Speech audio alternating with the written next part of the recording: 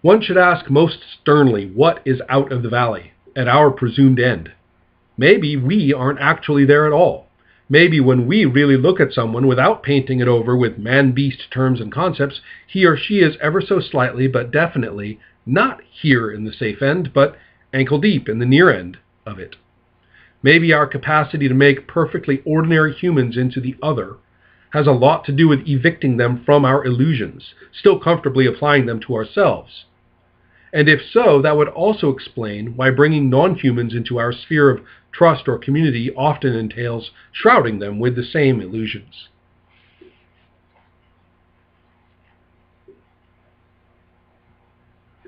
No one wants to talk about seeing ourselves this way, as is painfully evident in the discourse of our own evolutionary history, and even throughout the rest of biology. The discipline has much to answer for in this regard. Look at our preferred depictions of our own early species history, because it's careful not to be too early. We're carrying atlatls and bows, poking at fires, building and living in shelters, painting murals, using tools to grind grain, always after that point that begins only the latter third of our entire species history.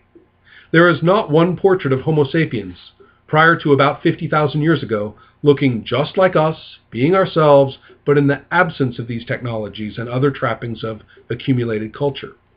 It's the last man-beast taboo, after all, our culture. What if we lived like animals for 50,000 years, even with all our vaunted biology in place? What if other creatures' social lives were full of deeply felt judgments and confusions, so they are not grunting, huddling, accidentally cooperating, or doing something interesting only when suddenly wrenched by some programmed instinct? What if our moral sense is the way a mammal feels in our kind of socializing, rather than highest thought? Previous centuries' discussion of humans in evolutionary and taxonomic terms challenged the higher human species. This one challenges the higher human society and encounters outrage of its own.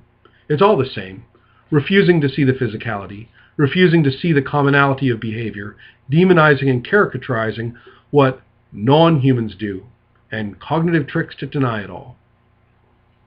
I'm talking about looking at ourselves as humans with a very different meaning to that phrase. We don't say non-wolf animal when talking about any animal who's not a wolf, nor when we say wolf do we mean a ton of things that every other animal is automatically shut out of possibly having, even its own differing version of them. Once you remove that special status from human as a term, saying human animal would be redundant, like wolf animal, and saying non-human animal wouldn't make any sense, prompting instead the puzzled inquiry as to which animal you might be talking about.